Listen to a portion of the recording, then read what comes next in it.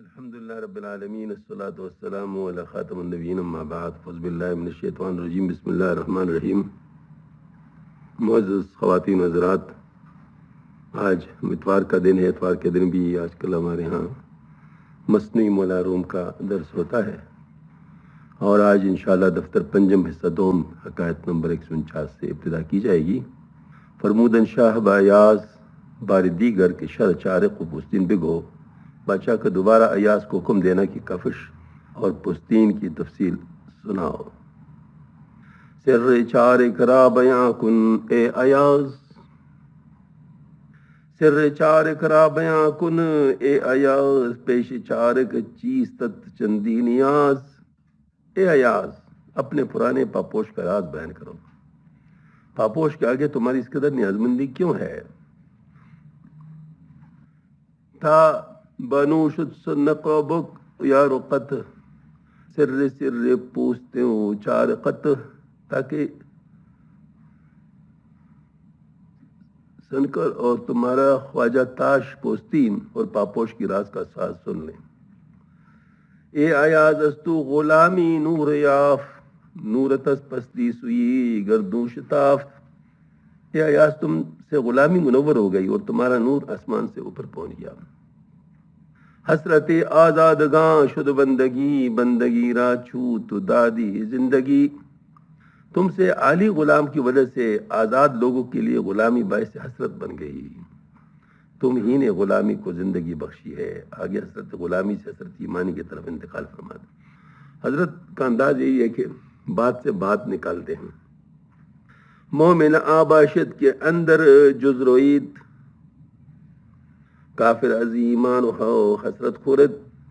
مومن وہ ہے جو ہر تنزل و ترقی کی حالت میں اس قدر اچھا اور قابل رشک ہو کہ کافر بھی اس کی ایمان سے حسرت کا ہے.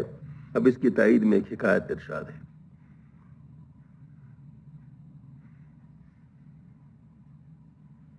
تو حضرت کا انداز کچھ ایسا ہے کہ اس میں بعض سے بعض کی طرف جاتے ہیں، اسی سے مفید مضامین برآمد ہوتے ہیں. تو اب ماشاءاللہ انتقال فرما رہے ہیں اس بات سے غلامی سے بندگی کی طرف. دفتر پنجم حصہ دوم حکایت نمبر 150. دعوت کردن مسلمانی کافر را با اسلام در عہد بایزید. حضرت بایزید خسرو کے عہد میں ایک مسلمان کا کسی کافر کو اسلام کی دعوت دینا. بود گبری در زمانے بایزید گفت اورا یکس مسلمانی سعید. کیچ باشد گر تو اسلام آوری، تابیابی صد نجات و سروری. بایزید کے عہد میں کافر تھا، ایک ساتھ مسلمان نے اس کو کہا اگر تم مسلمان تو کیا بات ہے کہ تاکہ تم سینکڑوں ترقی نجات اور سرداری حاصل کرو. گفت ای اسلام اگر ہست ای مرید، آنکھ دارد شیخ عالم بایزید. کافر نے کہا اے مرید، یہ اسلام جس کی تم دعوت دیتے ہو اگر وہی ہے جو شیخ عالم بایزید رکھتے ہیں تو من دارم طاقت تاب کافزوں آمد ذکو شاہی جان. تو میں اس کی طاقت اس کی قوت نہیں رکھتا کیونکہ وہ جان کی کوششوں سے بڑھ کر ہے.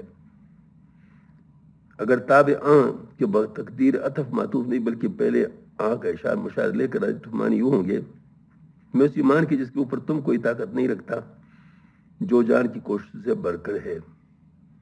گرچہ در ایمان و دین ناموکنم، لیک در ایمان ہو بس مومنم. اگرچہ میں امت اسلامی کی ایمان و دین پر یقین نہیں رکھتا لیکن مجھے ان عالم شیخ عالم کی ایمان پر پورا یقین ہے. دارم ایما کی اوزے جملہ برترست، بس لطیف و با فروغ و با فرست. میں ایمان رکھتا ہوں کہ سب سے برتر ہے، بڑے پاکیزہ اور پر نور و با اقبال ہے. مومن ایمان اویم در جہاں گر محرم ہست محکم بردہاں. دنیا میں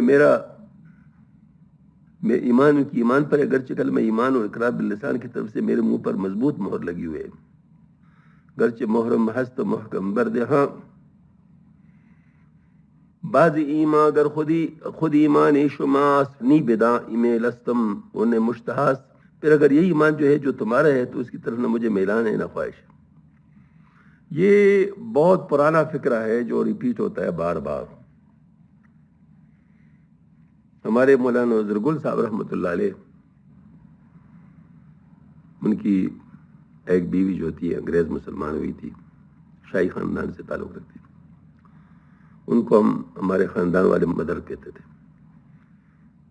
تو ظاہر اس کی سہیلیت تھی انگریزی. تو مردان میں غالباً یا چرسدہ میں ایک تھے، ان کی بیوی بھی انگریز تھی، شاید غنی خان کی بیوی. تو ان سے ملاقاتیں ہوتی رہتی تھی. تو ان سے کسی نے کہا کہ آپ مسلمان کیوں نہیں ہوتی؟ وہ مسلمان نہیں تھی. تو اس نے کہا کہ اگر اسلام وہ ہے جو مولانا زرگل کا ہے تو میں نہیں اس کا برداشت رکھتی، اور تمہارے جیسے اسلام میں نہیں چاہتی. مطلب یہ اس نے بھی تقریباً وہی بات کی جو کہ یہاں پر ہے.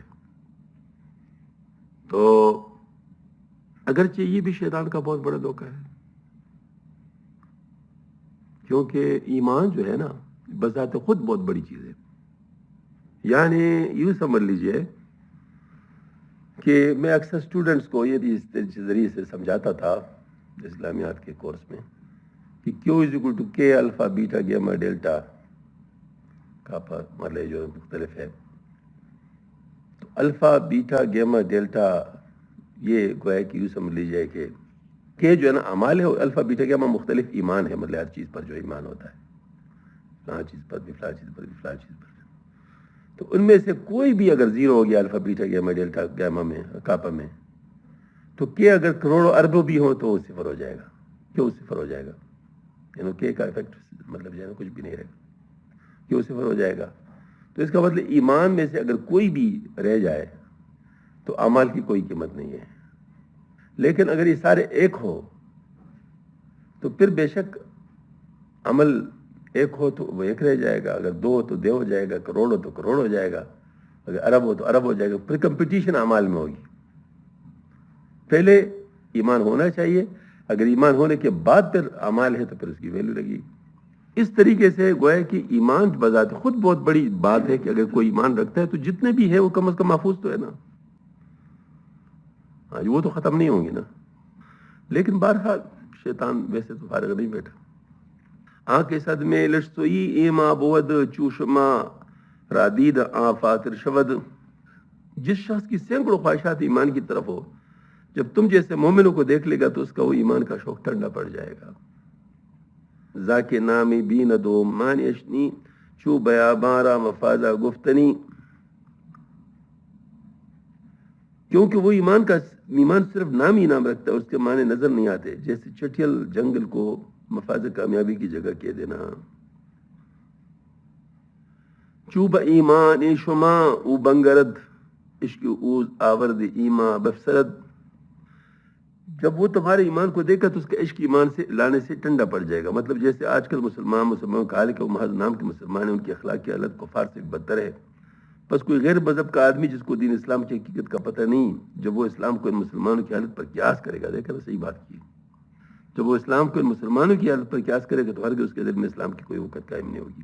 اور آگے اس کی تائید میں ایک حکایت ارشاد فرماتے ہیں: ای حکایت یادگیر اے تیز ہوش صورتش بگزار دو مانا رانیوش. اے تیز ہوش والی کہانی یاد رکھ جو ہم ابھی سناتے، اس کے ظاہری پہلو کو چھوڑ دے اور معنی سن لے.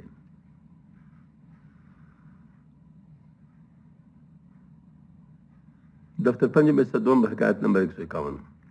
حکایت عام مؤذن دشت آواز کے در کافرستان بانگ نماز و برائے نماز مرد کافر اورا ہدیہ دھا دارد. اس بدآواز مومن مؤذن کی کہانی جس نے کافروں کے علاقے میں نماز کے لیے اذان دی اور کافر آدمی نے اس کو ہدیے دے. یک مؤذن داشت بس آواز بد شب ہما شب می دری خلق خود. ایک مؤذن نماز بہت بری آواز رکھتا ہے، تمام رات تلاوت و اذکار میں اپنا خلق پڑھتا رہتا. خواب خوش مرد مانے کردہ حرام در صدا و افتادہ ازوے خاص و عام. وہ لوگوں پر میٹھی نیند حرام کرتا ہے، اس کی مکروہ آواز سے خام و خاص درد سر میں مبتلا تھے. ہمارے ہاں بھی اس قسم کا ایک ہے پاس مسجد میں، اس کی آواز پتہ نہیں کہ وہاں پر ان کو کوئی اور مذہب ملتا نہیں ہے، کیا ہو جائے. اس کی آواز سن کر میں بڑا حیران ہوتا ہوں کہ اس کو لوگ چھوڑتے کیسے ہیں اذان دینے کے لیے. آپ لوگوں کے تو پاس تو آئے گی آواز اس کی، اس طرف سے آ رہی. ہاں جی.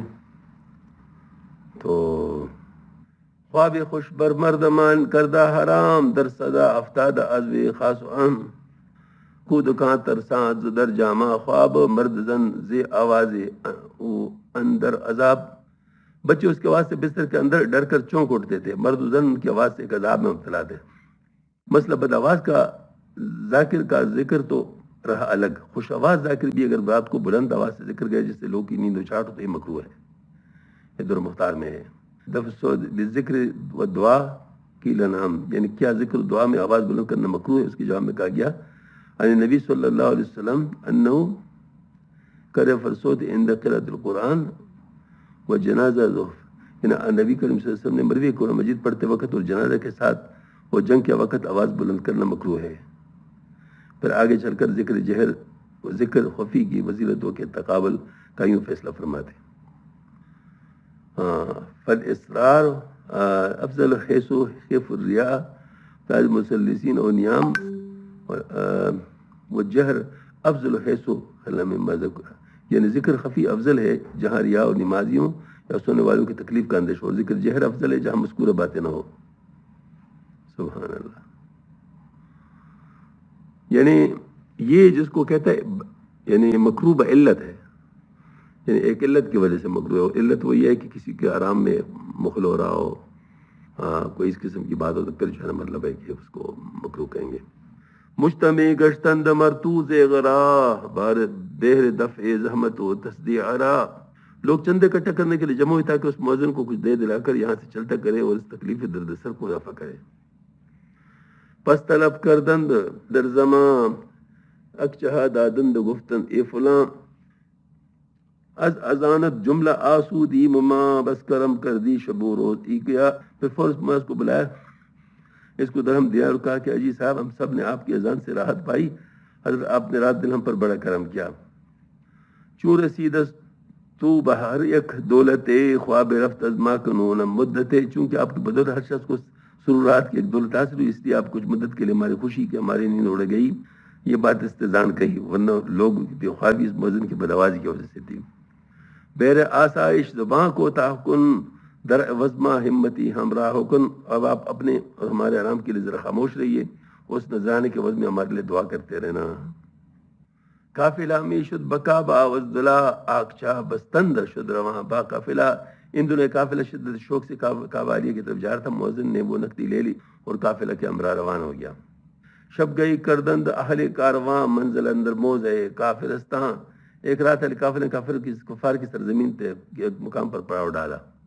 وہاں مؤذن عاشق آواز خود درمیان کافرستان باغ زد، اس مؤذن نے جو اپنی آواز کا عاشق تھا کفار کے علاقے میں اذان کے ڈالی.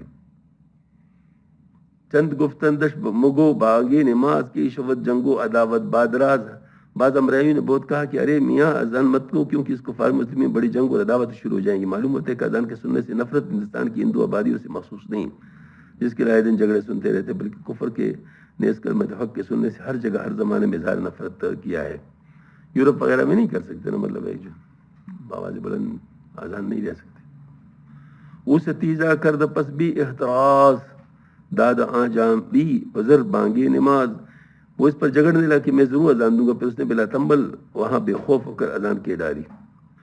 جملہ گا خائف ز فتنہ آمئی خود بیا مدف کافری با جامعی، تو ادھر اب تو کافر سب کے سب فتنے عام سے ڈر رہے تھے کہ ابھی ایک دم یہاں کفار چڑھائیں گے، اور ادھر کیا دیکھتے کہ کافر الٹا مؤذن کے نام کے لیے ایک تان لے آتا ہے.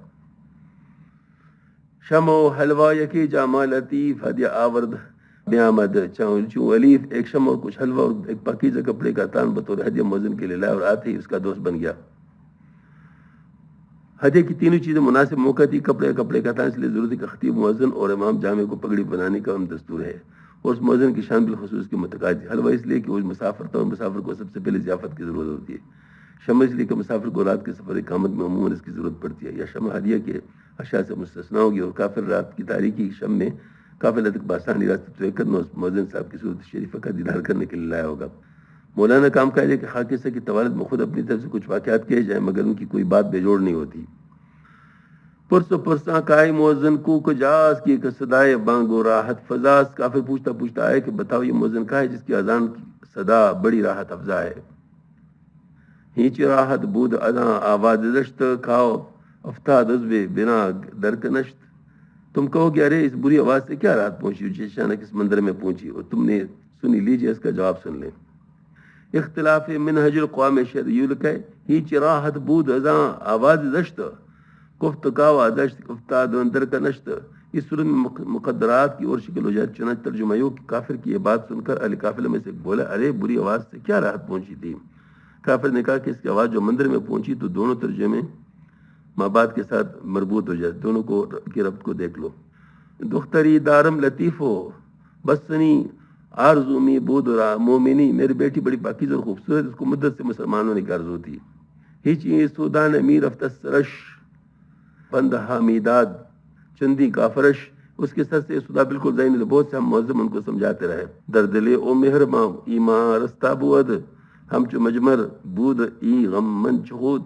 اس کے دل میں ایمان کی محبت پیدا ہو گئی تھی کہ غم انگیٹھی کے مانند تھے اور میں عود کے مانند جو انگیٹھی میں جلتا ہے. در عذاب و درد و شکنجہ بدم کہ بجمبت سلسلہ او دم بدم, میں اس مصیبت شکنجہ کیسے درد و عذاب مبتلا تھا کہ اس کا میلان با اسلام سلسلہ دم بدم حرکت پا رہا ہے. ہیچ چارامی ندانستم دراں کافر و خواندی مؤذن ای اذان. اس مشکل میں کوئی چارہ سمجھ میں نہ تھا کہ اس مؤذن نے اذان پڑھ ڈالی جس نے سارے وقت حل کر دیے. گفت دختر چیست این مکروہ بانگ کے بگوشم آئے دیں دو چار دانگ. لڑکی نے پوچھا کیا مکروہ آواز جس کے دو چار ٹکڑے میرے کان میں پہنچے. من ہم عمری چنی آواز دشت ہم ہیچ نشیدم در نہیں دیروں کا نشت. میں نے ساری عمر اس مندر و بت خانہ میں ایسی بری آواز کبھی نہیں سنی. خواہرش گفتہ کی این بانگی اذان ہست اعلام و شعار مومنہ. اس کی بہن نے کہا اذان کی آواز مسلمانوں کی بات کی منادی اور مذہبی دستور ہے. باورش نعمت بپرسی دگر دگر ہما گفت آری ای کمر. اس کو یقین ہے کہ ایسے اچھے مذہب میں ایسی مکروہ آواز کے ساتھ منادی کی جاتی ہے. اس لیے دوسری دو عورت سے پوچھا. دوسری نے بھی کہا اچھی لڑکی یہ درست ہے. چون یقین گشتش رخے او زرد شد وزم ور مسلمانی دلی او سرد شد. جب اس کو یقین ہو گیا تو اس کا چہرہ زرد ہو گیا, زرد پڑ گیا, اور مسلمانی سے اس کا دل افسردہ ہو گیا. بعض رستم منز تشویش و عذاب دوش خوش خفتم دراں بھی خوف و خواب. میں پریشانی و عذاب سے چھوٹ گیا. میں کل اس رات میں جو خطر و خواب پریشانی سے خالی تھی آرام سے سویا. راحت میں عبود از آواز او ہدیہ آوردم بشکر. مرد کو اس کی آواز سے راحت مجھ کو پہنچی تھی کہ میں اس کے شکرانہ میں ہدیہ لائے ہوں. وہ مرد کا ہے تاکہ اسے دے دوں. جو اس کے کرخت آواز میں اور بری آواز میں اذان دینے کا یہ نقصان ہو گیا کہ اس کا ایمان سے دل سرد ہو گیا. ہاں جی, یہ بات ہوتی ہے. اس لیے ہر چیز کے لیے اپنا اپنا طریقہ ہوتا ہے. اور دیکھیے میں آپ کو ایک بات بتاؤں, یہ جو انجینئر لوگ ہوتے ہیں یہ جو بھی انسٹرومنٹ بناتے ہیں یا کوئی مشین بناتے ہیں, کوئی چیز بناتے ہیں, تو اس کا جو مقصد ہوتا ہے اس کو سامنے رکھتے ہیں, اس کے مطابق بناتے ہیں تاکہ وہ مقصد اس سے حاصل ہو. لیکن اس کا جو فرنٹ ہے وہ اس طرح بناتے ہیں کہ لوگوں کو وہ برا نہ لگے. کیوں ایسا ہوتا ہے نا کہ لوگوں کو برا نہ لگے, کیونکہ لوگوں کو برا لگنے سے مطلب تاثر خراب ہوتا ہے. ابھی پنکھا دیکھو, پنکھا تو مطلب یہ ہے کہ جیسے بھی وہ بن سکتا تھا مطلب وہ اس کے لیے, لیکن اس کی خوبصورتی کی اپنی ویلیو ہے. یہ گھڑی کا جو ٹائم ہے وہ تو ویسے بھی مطلب ظاہر ہے آپ اس کو جس طریقے سے بھی ڈیزائن کریں گے تو ٹائم تو آپ کو معلوم ہو سکتا ہے, لیکن اس کی خوبصورتی کو بھی دیکھا جاتا ہے. ہاں جی, تو یہ اصل میں انسان کا اپنا جو احساس جمالیت جو ہے اس کا بھی خیال رکھنا ہوتا ہے, احساس جمالیت کا, کیونکہ اس سے جو ہے نا وہ اثر ہوتا ہے. دل پر جو چیزیں اثر کرتی ہیں وہ یہ ہیں, اور ذہن پر جو اثر کرتی ہے وہ دوسری ہیں. ہاں جی, ذہن پر تو اس کا جو فنکشن ہے وہ اثر کرے گا کہ اس سے وہ فنکشن حاصل ہوتا ہے یا نہیں حاصل ہوتا, لیکن دل پر وہ اثر کرے گا کہ آئے وہ اس کے لک اچھی ہے نہیں ہے, آواز اچھی ہے نہیں ہے. مطلب یہ کہ تمام چیزیں جو دل کے لیے راحت افزا ہو تو اس سے دل خوش ہوتا ہے. یہ باقاعدہ یعنی جس کو کہتے ہیں ہم, تو اس طریقے سے دل و دماغ کے جو نا وہ یعنی اکٹھی ہو جاتی ہے چیز. یعنی دل کی سینسیشن اور ہے اور دماغ کی سینسیشن اور ہے, یہ دونوں مل کر ایک اوور آل سینسیشن ڈیولپ کرتے ہیں, ایک ایکسیپٹیبلٹی کا. مطلب یہ گویا کہ مطلب اس میں اس کو دیکھنا ہوتا ہے. ورنہ صحیح بات ہے کہ جہاں تک فنکشن کے لحاظ سے اس وجہ سے بہت ساری باتیں عقل کے مطابق ہوتی ہیں. مثلا دوائی تلخ بھی ہو تو دوائی ہوتی ہے، عقل کہتی ہے کھا لو، لیکن اگر وہ اس کا ٹیسٹ اچھا نہ ہو تو دل نہیں چاہتا کھانے کو. تو اس کے لیے حتی الوسع کوشش کی جاتی ہے کہ اس کو یعنی اس کے لیے ریزنیبل بنایا جائے، اس کے لیے بہتر بنایا جائے. تو یہ ساری باتیں اپنے اپنے جو مطلب اس پہ اس وجہ سے شریعت میں بھی ان چیزوں کا خیال رکھا گیا ہے. مثلا داڑھی رکھو تو اچھی طرح رکھو، مطلب اس کو صحیح بالوں کو مینٹین کرو. آپ کپڑے بنائیں تو اس طرح بنائیں کہ لوگوں کو اس سے یعنی وہ نہ آئے. یہ سب چیزیں اپنی اپنی جگہ پر اہم ہیں. تو آواز جو ہے یہ بھی ان میں سے ہے کہ آپ اس کو اس آواز میں کوئی قرآن شریف پڑھیں. اگر آپ جہر سے پڑھ رہے ہیں تو اس آواز میں پڑھے جو لوگوں کو اچھی لگے. محض آپ کو اچھا لگنا یہ کوئی ایسی بات نہیں ہے. وہ تو ٹھیک ہے، وہ تو آپ کو ہر ایک کو اپنی آواز اچھی لگتی ہے، لیکن جو اصل اچھا ہو، مطلب جو دوسروں کو بھی اچھا لگے. فیصلہ آپ نے دوسروں سے لینا ہے. ہاں جی، دوسروں کو جو اچھا لگتا ہو تو اس کے مطابق وہ ہونا چاہیے. یہ بہت اہم بات ہے. تو یہاں پر حضرت نے مطلب وہ ہے کہ اس چیز کو پر زور دیا. راحتم ای بود از آواز او ہدیہ آوردم بشکر آمرد کو. اس کی آواز سے راحت مجھ کو پہنچی تھی تو میں اس کے شکرانہ میں ہدیہ لائے ہوں. مرد کہاں ہے تاکہ اسے میں دے دوں.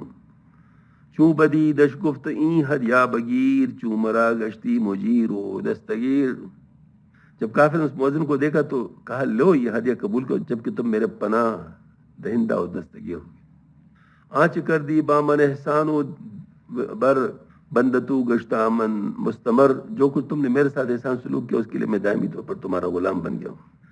گرب مالو ملک و ثروت فردمی من دہانت راپ رز زر کردمی.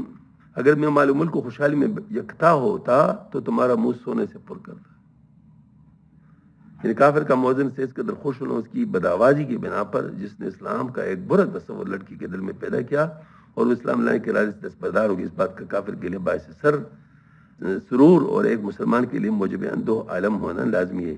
اس لیے شیخ سعدی رحمۃ اللہ علیہ نے ایک بدآواز قرآن خوان کو کہا تھا، گر تو قرآن بدیں نبت خوانی ببری رونقی مسلمانی.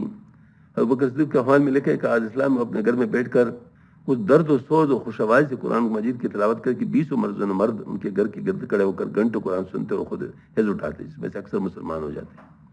آخر کفار مکہ نے ان کو مجبور کیا کہ بلند آواز سے تلاوت نہ کیا کرے. حضرت ابو ہریرہ عنہ سے مروی کہ رسول کریم صلی اللہ علیہ وسلم فرمایا ان اللہ بشین وما اذن نبی بالقرآن. یعنی اللہ تعالیٰ نے کسی چیز کو اس طرح بخوشی نہیں سنا جس طرح نبی کی کو خوش آوازی کے ساتھ قرآن پڑھتے سنا ہے. دوسری بات میں ما اذن للہ بشین ما اذن نبی حسن صوت بالقرآن. یعنی اللہ تعالیٰ نے کسی چیز کو اس پسند کے ساتھ نہیں سنا جیسے نبی کو خوش الخانی کے ساتھ بلند آواز سے قرآن پڑھتے سنا ہے. یعنی خوش آوازی مستحب ہے، چنانچہ تھا ترخانی مذکور ہے کہ قرآن کریم کو ترنم سے پڑھنا اگر کلمہ اپنے وزن سے تعین نہ ہو بلکہ خوش آوازی اور حسن ادا اس کو دل پسند بنا دے تو یہ مستحب ہے. ہمارے نزدیک نماز کے اندر اس کے باہر یعنی تو پشتی کا کولے کی کرت اس اندازوں کی زمین کے دلوں میں سوز کو ابارے اور غم کو پیدا کرے اور اشکباری کی تحریک پیدا کرے. مستحب ہے تا وقت یہ کہ ترنم اس کو صحت مخالف حروف سے باہر نہ لے جائے.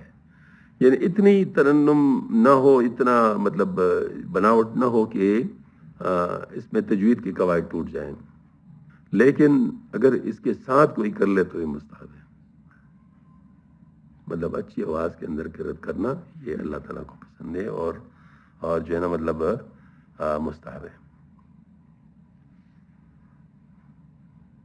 دفتر پنجم حصہ دوم حکایت 152 رجوع حکایت گبر با مسلمان در ایمان بایزید. کافر کی کہانی مسلمان کے ساتھ بایزید کی ایمان کے بارے میں دوبارہ شروع ہوتا. است ایمان شما زرک و مجاز راہ زن ہم چونکہ بانگی نماز. کافر نے کہا مسلمان تم لوگ کا ایمان جو محض فریب اور بناوٹ ہے، سچے ایمان کی رہزن ہے جیسے وہ بانگ نماز جو مسجد نے دی تھی اس پر ایک ایمان والی لڑکی برگشتہ ہو گئی. لے کر زیما غوثت کے بایزید چند حسرت بر دل و جانم رسید. لیکن بایزید کے ایمان و صدق سے بارہا میرے دل و جان میں حسرت پہنچی کہ کاش ایمان و صدق مجھے بھی حاصل ہو. آگے اس کی ایک ملائم سی مثال آتی ہے. ہم چو آزن کاؤ جمع خر بدید گفت آوا زان خر فہلی فہلی فرید. جیسے عورت جس نے گدے کی جفتی دیکھی اور کہتے کہ ہائے اس نر و لامستانی، گدے کی جفتی سے میں حضرت زدہ ہوں. گر جمع ای است قائد اس خراں در کو سے مامی رندے شوہراں. اگر حقیقت میں جمع یہ جو گدوں کے عمل میں آتا ہے تو ہمارے شوہر کوئی جمع نہیں کرتے بلکہ نامردوں کی طرح ہمارے شرمگاہوں میں ہکتے ہیں. یعنی کافر ہر چند بایزید بستانی رحمۃ اللہ کا مداح ہے، لیکن آخر ہے تو کافر. اس لیے حضرت بایزید کی کمال کی مثال بھی دیتا ہے تو اپنے گندے مزاج کی وجہ سے گندی مثال پیش کرتا ہے. اگرچہ اس مشبہ و شبہ یعنی فضیلت کے وجود ہونے کے لحاظ سے مداح حاصل ہے، مگر پیرائے تشبیہ کبھی ہے. مولانا والو فرماتے ہیں کہ یہ شعر کا مطلب یہ ہے کہ اگر جمع یہی ہے جو گدے کرتے ہیں اور شور سے اس کو اختیار کیا تو یہ جمع نہیں بلکہ بمنزلہ ریدن ہے. پہلے تقریب پر حضرت بایزید کے ایمان کی تمثیل جمع خراں کے ساتھ لازم آتی ہے، اور اس تقریر کے بنا پر عوام کی ایمان کی تمثیل جمع شعراء کے ساتھ ہوگی. یہی موافق ادب ہے. یہ عوام جو ہے نا جن چیزوں کو جانتے ہیں نا وہ تو اس طرح ہے جیسے گدوں کا معاملہ ہے.